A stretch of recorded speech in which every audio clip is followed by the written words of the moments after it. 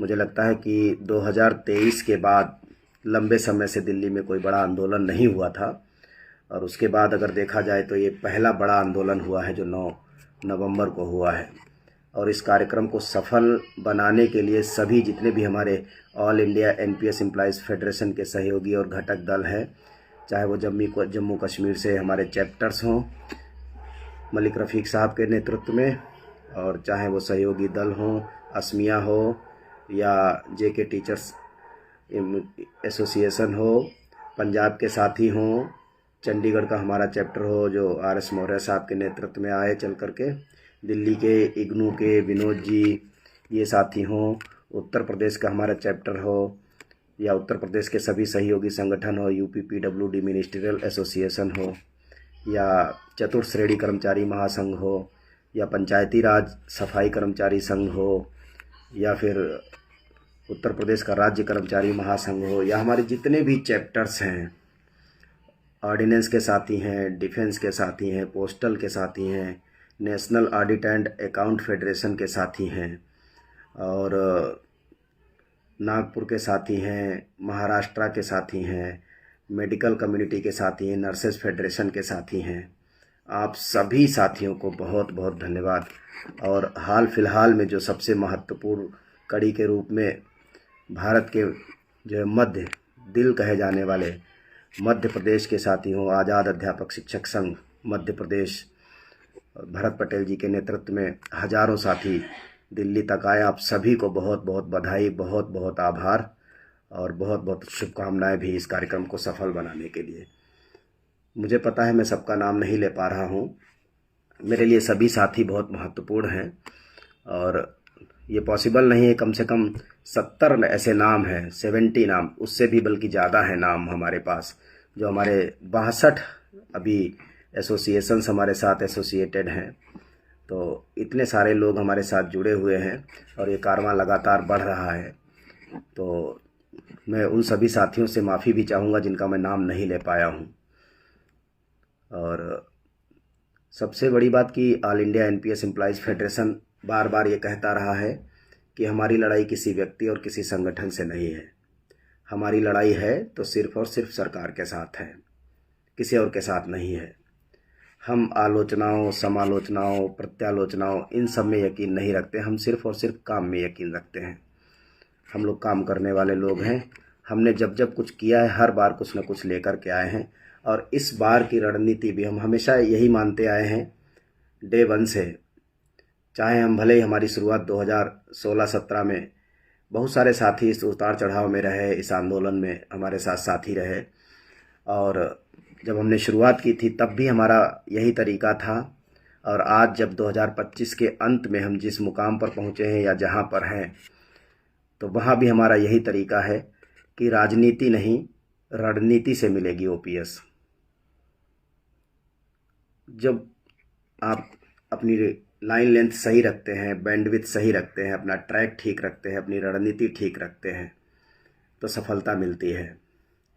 मैं बहुत शॉर्ट में बात बताऊंगा कि जब हमने 2017-18 में इस आंदोलन को शुरू किया था, बहुत सारे साथियों के साथ संगठन बने, बिगड़े, कुछ टूटे, कुछ फूटे, कुछ नए संगठन बने, और ये सब आंदोलनों में चलता भी है। ऐसा दुनिया का कोई आंदोलन नहीं है जिस आंदोलन से कोई नया आंदोलन ना निकला हो, या ऐसा कोई दुनिया का संगठन नहीं है जिसमें से उसकी ब्रांचेज ना खिली हों।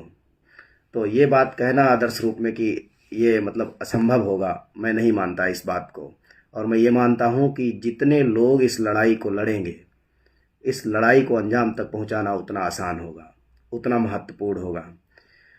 सपोज दैट कि एक ही आदमी केवल एक ही बैनर के तले सारे लोग समा गए अगर, और वो बैनर कहीं बिक गया, वो बैनर कहीं झुक गया, वो बैनर कभी टूट गया, तो पूरा का पूरा आंदोलन, पूरा का पूरा संगठन तबाह हो जाता है।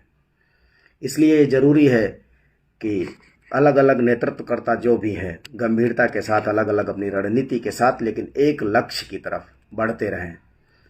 और वो रणनीति हमेशा सफल होती है, होती आई है। हम लोग अगर बात करें कि 2018 में जब पहली बार 30 अप्रैल 2018 को हम लोगों ने आंदोलन किया था, उससे कुछ ज़्यादा हासिल नहीं हुआ। फिर उसके बाद 26 नवंबर 2018 को उसी रामलीला मैदान में दिल्ली के उस समय तत्कालीन मुख्यमंत्री अरविंद केजरीवाल जी को ला करके हम लोगों ने पुरानी पेंशन बहाली का प्रस्ताव पास कराया था। रणनीति सही होती है तो कुछ न कुछ नतीजा जरूर निकलता है।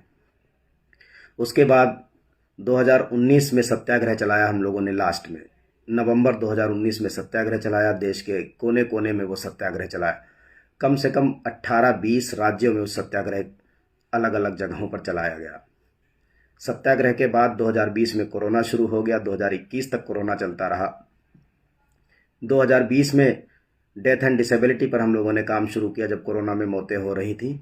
तो 30 मार्च 2021 को रणनीति सही थी। कैबिनेट सेक्रेटरी साहब के प्रयासों से, उनके सहयोग से डेथ एंड डिसेबिलिटी के केस में ओल्ड पेंशन स्कीम का विकल्प खुला। 2021 में मिला ये हम लोगों को 30 मार्च 2021 को। फिर उसके बाद हम लोगों ने राष्ट्रीय मानवाधिकार आयोग का घेराव किया। उसके माध्यम से DARPG यानी department of administrative reforms and pension grievances के सेक्रेटरी पर पेंशन मुद्दे को लेकर के पहली बार मुकदमा कायम हुआ। पहली बार मुकदमा कायम होने के बाद जून 2021 में पहली बार राष्ट्रीय मानवाधिकार आयोग ने DARPG यानी department of administrative reforms and pension grievances Bharat सरकार को लिखा कि इस मुद्दे पर कमेटी का गठन किया जाए तत्काल रूप से। 2022 में पूरे भारत में इस आंदोलन को पहुंचा रहे थे हम लोग। तो उस समय की 2022 की जो सबसे बड़ी मैगजीन थी आउटलुक, उस मैगजीन ने इस आंदोलन को 22 प्रमुख मुद्दों में से रखा। और 2022 में ही पहली बार दिसंबर में NHRC ने DARPG सेक्रेटरी के ऊपर से मुकदमा हटा लिया और मुकदमा के बाद भारत सरकार ने कमेटी गठित करने का फैसला लिया। और 6 अप्रैल 2023 को, 4 महीने बाद कह लीजिए या फिर 3 महीने बाद, 6 अप्रैल 2023 को पहली बार भारत सरकार ने कमेटी का गठन किया। और उस कमेटी ने 24 अगस्त 2024 को, तकरीबन 1.5 साल के बाद यूनिफाइड पेंशन स्कीम का नया एक ड्राफ्ट लेकर के आई। फिर हम लोगों ने उस ड्राफ्ट के खिलाफ लड़ाई शुरू की। वो चाहे सोशल मीडिया पर हो, चाहे धरातल पर हो, चाहे अलग तरीके से दबाव हो, चाहे वार्ता का माध्यम हो, टेबल टॉक का माध्यम हो, हम लोग उसमें सफल हुए। और 18 जून को, अगर आपको याद हो तो, यूनिफाइड पेंशन स्कीम में भी 2 बदलाव हो गए। अब हम चले थे NPS से OPS की तरफ, हम UPS तक पहुँचे। अभी UPS में कुछ ऐसी चीज़ें रह गई थी। इसी बीच में पे कमीशन का मुद्दा भी बहुत इम्पोर्टेंट था। पे कमीशन के मुद्दे को देश में कोई नहीं उठा रहा था, कोई संगठन नहीं उठा रहा था। All India NPS employees federation ने पहली बार पे कमीशन के मुद्दे को उठाना शुरू किया। और न केवल उठाया बल्कि भारत सरकार के साथ टेबल टॉक करने से लेकर के 16 जनवरी को गठन का ऐलान, 16 जनवरी के बाद फिर लगातार सितंबर में लगातार डिमॉन्स्ट्रेशन करना, सरकार पर दबाव बनाना। 1 अक्टूबर को पूरे देश के 100 शहरों से बैलून के माध्यम से प्रधानमंत्री जी का ध्यान आकर्षित करना। और 7 अक्टूबर को भारत सरकार के पेंशन सेक्रेटरी के साथ टेबल टॉक में शामिल होना। और 7 अक्टूबर के बाद 26 अक्टूबर को ट्विटर कैंपेन चलाना हम लोगों के द्वारा। और 26 अक्टूबर के बाद 28 अक्टूबर को भारत सरकार द्वारा पे कमीशन की कमेटी गठित करने का निर्णय लिया जाना। यहाँ तक हम लोग, बड़े भाई पद्मनाथ त्रिवेदी जी भी जुड़े हैं, विश्वविजय विद्रोही जी, नरेश वर्मा जी, आप सभी साथियों का बहुत बहुत स्वागत है। तो यहाँ तक हम लोग पहुँचे। एक रणनीति जरूरी होती है, ये नहीं कि हो हंगामा किए बस। हम लोग पहले भी बोलते हैं कि हंगामा का खड़ा करना मेरा मकसद नहीं, हंगामा खड़ा करना मकसद नहीं है, मकसद है कि समाधान निकलने चाहिए। तो हम उस पर बात करते हैं, आंदोलन करते हैं। आंदोलन इसलिए करते हैं ताकि सरकार के साथ बैठ करके वार्ता की जा सके और वार्ता करने के बाद कुछ हल निकाला जा सके। आंदोलन इसलिए नहीं करते हैं कि फलानी पार्टी के जा करके हम अपना आंदोलन जो है फलाने आदमी को ले जा करके वहाँ उसको स्थापित कर देंगे और उसके बदले में विपक्ष से कुछ मांग लाएंगे, इसलिए आंदोलन नहीं करते हैं। हमारा सीधा एजेंडा है, आंदोलन करके हम कर्मचारियों की एकता की शक्ति दिखाते हैं और शक्ति के बल पर जाते हैं भारत सरकार से कि हमारा ये मुद्दा है, इतने सारे लोग प्रताड़ित हैं, इस चीज़ की डिमांड कर रहे हैं और इस चीज़ को ऐसे हासिल किया जा सकता है। हम अपना ब्लूप्रिंट मॉडल ले करके जाते हैं और हम कुछ न कुछ हर बार हासिल करके लाते हैं। और सबसे बड़ी बात है कि 9 नवंबर के आंदोलन के तुरंत बाद 11 नवंबर, उसी दिन हमें 11 नवंबर का समय दिया गया। चूँकि बिहार चुनाव चल रहे थे, पूरी सरकार के बड़े बड़े मंत्री जी सारे उसमें शामिल थे, तो बिहार के चुनावों में लोग लगे हुए हैं। और मुझे लग रहा है आज चुनाव ख़त्म हो गया होगा वहाँ पर। तो 11 नवंबर को हमें मिलने का समय दिया गया। हम लोगों ने बातचीत करी। बहुत सारे साथी पूछ रहे थे कि सर क्या बात हुई है। पर्सनल बता पाना बहुत मुश्किल है। हज़ारों फ़ोन आए होंगे इस बीच। मैं आप सभी से माफ़ी भी चाहता हूं जिनके फ़ोन में नहीं उठा पाया। स्वास्थ्य भी चूँकि थोड़ा सा ख़राब हो गया था, फिर ऊपर से कल फिर हमें इन्वाइट किया गया। कल फिर हम लोगों ने इस मुद्दे पर बातचीत की है। और मैं आप लोगों को बता दूं कि माननीय मंत्री जी ने जो आश्वासन दिया, हर आदमी यही पूछ रहा था कि क्या आश्वासन मिला। तो हम केवल आश्वासन लेने नहीं जाते हैं भैया, या आश्वासन का खेल हम लोग नहीं खेलने जाते हैं। हम लोग कमिटमेंट का खेल खेलते हैं। हम लोग कमिटमेंट लेते हैं और कमिटमेंट करते हैं। All India NPS employees federation का कमिटमेंट है कि हम ओल्ड पेंशन स्कीम के सभी प्रावधान हूबहू बहाल करा के दिखाएंगे 2026 में ही। हमें उसके लिए 2027 के उत्तर प्रदेश के चुनाव, 2029 के लोकसभा के चुनाव, इससे कोई लेना देना नहीं है कि हम पहले 2027 के चुनाव पर फोकस करें, फिर उसमें हार घूर जाएं, उसमें फेल हो जाएं तो 2029 के चुनावों की बात करें और उसमें फिर फेल हो जाएं तो फिर 34 पे जाके अटके। क्योंकि हमारा ये धंधा नहीं है। आंदोलन हमारा धंधा नहीं है। आंदोलन हमारी मजबूरी है। आंदोलन हमारे संघर्षों के समाधान के लिए है। आंदोलन हमारे हकों के लिए है। आंदोलन हमारा बिजनेस नहीं है। हम आंदोलन बिजनेस के लिए नहीं करते हैं। तो जब हमारी बातचीत हुई, हमने पूरा डिटेल से समझाया है।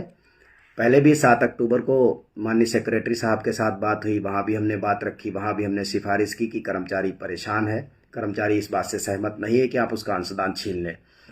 माननीय मंत्री जी से हमने साफ रिक्वेस्ट की है कि हमें फाइनेंस सेक्रेटरी साहब के साथ इस मुद्दे पर बिठाया जाए। फाइनेंस सेक्रेटरी साहब के साथ हम लोग बात करेंगे। हम लोग अपना मॉडल लेकर के जाएंगे। सरकार बार बार कहती है कि सरकार के पास बजट नहीं है, फाइनेंशियल बर्डन है, फिजिबल नहीं है। तो हम उस मॉडल को लेकर के जाएंगे जिस मॉडल से यूपीएस को या एनपीएस को ओपीएस में कन्वर्ट किया जा सकता है। दुनिया क्या कहती है उससे हमें मतलब नहीं है। हमारी टीम रिसर्च करती है। रिसर्च करने के बाद हम लोग प्रोडक्ट निकालते हैं और फिर वो जो बनता है उस रिसर्च के माध्यम से जो हमारा तैयार होता है, हम उसके साथ डिस्कशन करते हैं। हम हवाई बात नहीं करते कि हम हू बहू ये सब हम बात नहीं करते। हमारा तरीका है। तो हमने उनसे डिस्कस किया है। हालांकि माननीय मंत्री जी ने कहा कि अभी बजट तक तो संभव नहीं लग रहा है, क्योंकि बजट 3 महीने पहले से कॉन्फिडेंशियल चीज़ें शुरू होती हैं, वो लीक नहीं होती हैं और उसमें हम बाहर के लोगों से बातचीत नहीं करते हैं। लेकिन हम लोगों ने कहा कि ये चूँकि सारा मुद्दा फाइनेंस का है, अगर बजट से पहले हम लोग डिस्कस नहीं करेंगे तो चूँकि फाइनेंस से जुड़ा हुआ सीधा मुद्दा है तो बात कैसे बनेगी। तो उन्होंने आश्वासन दिया है कि इस बात को लेकर के आप बेफिक्र रहिए। हमारी जिम्मेदारी है कि हम आपको फाइनेंस सेक्रेटरी साहब के साथ टेबल टॉक पर बिठाएं। वहाँ आप अपने रिप्रेजेंटेशन को, अपने रिजोल्यूशन को, अपने मॉडल को प्रेजेंट करिए। अगर आपकी बात से फाइनेंस सेक्रेटरी सहमत हो जाते हैं तो फिर दूसरे को क्या चिंता है। ये हमारा तरीका है। हमने उनसे रिक्वेस्ट की है, उन्होंने हमसे वादा किया है कि बजट के आसपास वो ट्राई करेंगे। अगर संभव हुआ तो पहले हमारा उनके साथ बैठक होगी, हमारा डेलीगेशन जाएगा 5-7 लोगों का। हमें टाइम दिया जाएगा, ठीक ठाक टाइम दिया जाएगा। ये नहीं कि 10 मिनट में काम हो गया। हम लोग पूरी बात करेंगे, पूरा अपना मॉडल प्रस्तुत करेंगे सरकार के सामने। और हमें भरोसा है, न केवल हमें भरोसा है, हम बल्कि पूरे भारत के 98,50,000 कर्मचारी और उनके परिवारों को भी हम भरोसा दिलाना चाहते हैं कि हम समाधान के साथ आगे बढ़ रहे हैं। हमें पूरा भरोसा है कि इस बार टेबल टॉक के बाद ओल्ड पेंशन स्कीम का जिन्न बाहर आएगा। आप यकीन रखिए। ऑल इंडिया एनपीएस, मैं ये नहीं कहता कि all India NPS employees federation देश का सबसे बड़ा फेडरेशन है जो इतने बड़े पैमाने पर आंदोलन जिसने साबित करके दिखाया है, लेकिन हम ये दावे के साथ कह रहे हैं कि आज हम भारत की दूसरी सबसे बड़ी फेडरेशन हैं जो 12,000 से 15,000 आदमियों को जंतर मंतर पर केवल 6 महीने में बुला करके खड़ा कर सकता है। मैं एक बार पुनः अपने सभी कर्मचारी साथियों और कर्मचारी नेताओं को आभार व्यक्त करता हूं कि आपने हमारा साथ दिया, हमें इस लायक समझा कि हम इस लड़ाई को लीड कर सके। उसके लिए मैं सभी का आभार भी व्यक्त करता हूं, सभी साथियों का आभार व्यक्त करता हूं। पद्मनाभ भैया का मुझे मैसेज मिला, हमारा आंदोलन ईमानदारी का आंदोलन है। बहुत बहुत धन्यवाद आपको। तो हम भरोसा दिलाते हैं कि बहुत जल्दी ही बजट के आसपास आप देखेंगे कि कैसे हम लोग टेबल टॉक पर आगे बढ़ते हैं और कैसे ओपीएस की सभी प्रावधानों को बहाल कराते हैं। और फिर मैं तो ये बार बार कह रहा हूँ कि भैया हम ओपीएस के प्रावधान बहाल करा देंगे और फिर जिसको ओपीएस नाम दिलवाना हो वो नाम दिलवा दे, दोनों काम पूरे हो जाएंगे। नाम भी मिल जाएगा, आत्मा भी मिल जाएगी। आत्मा तो हम ले आएंगे, नाम और शरीर आप दिलवा देना, हमको कोई दिक्कत नहीं है, हमारी लड़ाई कोई आपसे नहीं है। जी बड़े भाई, अगली बार 25,000 पार। जी बड़े भाई, बिल्कुल बिल्कुल, ज़रूरत पड़ेगी तो 25,000 पार होगा बड़े भाई। तो हम लोग पूरी तरीके से प्रतिबद्ध हैं। और एक बात और है कि आलोचनाएं तो खैर उसी की होती हैं जो कुछ काम करते हैं, तो हमें आलोचनाओं से डर नहीं लगता, हमें लोगों को बहकाने से डर लगता है। हम बहका नहीं सकते हम लोग। हाँ, पंकज बिष्ट जी, मॉडल क्या है? मॉडल वही है पंकज बिष्ट जी। अगर 1 मिनट में मैं आपको मॉडल समझा पाता तो शायद ये मॉडल कब का मार्केट में तैर चुका होता। आप ब्लूमबर्ग की साइट पे जाइएगा, इंटरनेशनल जर्नल है, वहाँ पर आपको ये मॉडल मिलेगा। लेकिन आपको बता दूं कि 30 मार्च 2021 का अगर अमेंडमेंट नौकरी में रहते हुए बिफोर रिटायरमेंट अगर मिल सकता है तो 30 मार्च 2021 का ही अमेंडमेंट एनपीएस पर रिटायरमेंट वाले दिन, वॉलंटरी रिटायरमेंट वाले दिन और कंपलसरी रिटायरमेंट वाले दिन दिया जा सकता है। ये इम्पोर्टेंट है। और उसी से एनपीएस हो या यूपीएस हो, अपने आप ही ओपीएस में कन्वर्ट हो जाएगी। बहुत बड़ा इसमें तामझाम नहीं है।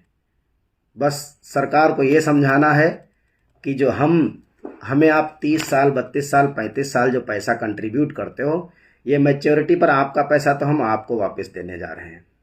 सरकार का रेवेन्यू स्ट्रांग करना चाहते हैं।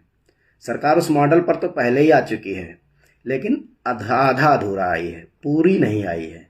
अगर पूरी आ जाती तो यूपीएस अपने आप ओपीएस बन जाती, लेकिन अभी पूरी तरीके से उस मॉडल को इम्प्लीमेंट नहीं किया है। आप लोग भरोसा रखिए कि हम लोगों का ट्रैक, हम लोगों की रणनीति पूरी तरीके से डेमोक्रेटिक है।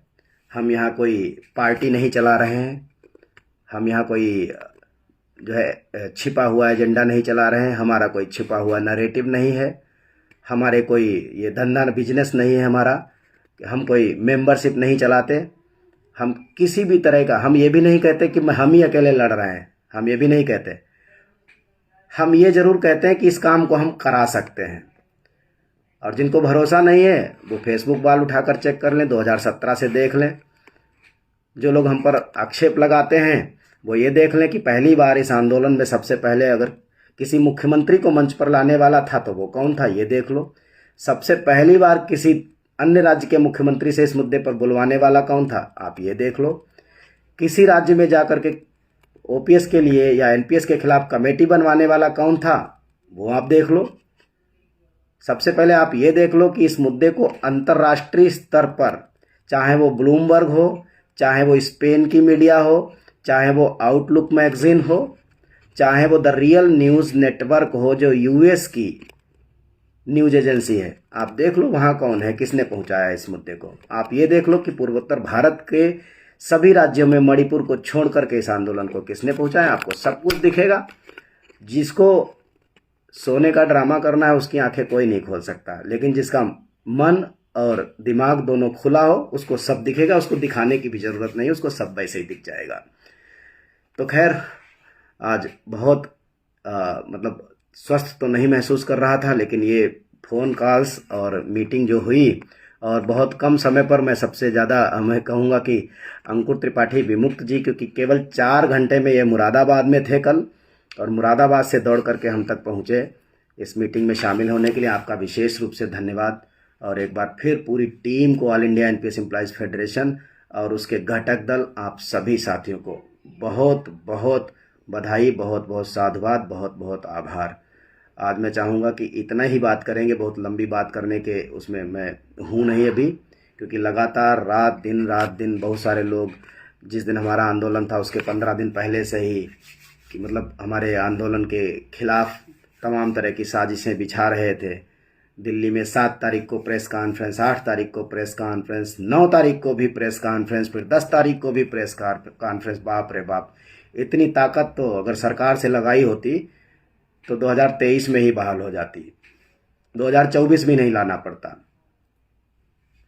इतनी ताकत अगर ईमानदारी से 2023 में लगाई होती तो कम से कम विपक्ष के मैनिफेस्टो में तो डलवा ही लेते, जहां 25 मुद्दे थे। बाप रे बाप। और फिर मैसेज किया गया, फेसबुक पे बड़ा बड़ा लिखा गया कि 1 हफ्ते के अंदर सप्लीमेंट्री मैनिफेस्टो आएगा। आया क्या भैया आज तक? एक बात और आप लोगों से कहूँगा कि हमारे जो आंदोलन का जो मैं कहूँगा कि जो सबसे नेगेटिव पक्ष है वो कोई और नहीं, वो हम ही लोग हैं। क्योंकि हमारे क्या है, एजेंडे और है। पेंशन सेकेंडरी एजेंडा है, पहला एजेंडा भाजपा सपा कांग्रेस सरकार फलाना ढमकाना मोदी ये सब है। जिस दिन पेंशन एजेंडा होगा उस दिन हर आदमी ये कहेगा कि मेरी सरकार है, मेरा हक है और सरकार मुझे कैसे नहीं देगी, क्यों नहीं देगी सरकार। उस दिन पेंशन मुद्दा इतना बड़ा नहीं रह जाएगा। लेकिन पेंशन मुद्दा तो केवल हथियार बना दिया गया और बाकी मुद्दा सबसे मेन एजेंडा आ गया कि फलानी पार्टी है। तो जब तक वो तो तभी चाहेंगे जब उनकी पार्टी देगी तभी दे लेंगे। हमें तो फर्क नहीं पड़ता किसकी पार्टी है किसकी पार्टी नहीं। मेरे लिए तो सभी पार्टियां बराबर हैं। मेरे लिए केवल सरकार मायने रखती है। जो चुन के आ जाएगा हम उससे ऐसे ही मांगेंगे, ऐसे ही लड़ेंगे और ऐसे ही हम लेके भी रहेंगे। बहुत बहुत धन्यवाद आप सभी साथियों का। और जिन साथियों का नाम नहीं ले पाया मैं एक बार फिर से माफ़ी चाहूँगा।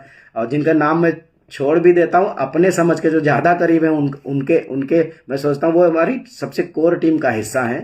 तो उन साथियों से भी माफ़ी चाहूँगा कि हम लोग बोलते ही हैं कि नाम, और इस चक्कर में हम लोग नहीं पढ़ते हैं। पहले भी बोलते हैं कि ओपीएस नाम के लिए नहीं, ओपीएस की आत्मा चाहिए, उसी के लिए हम लोग लगे हुए हैं।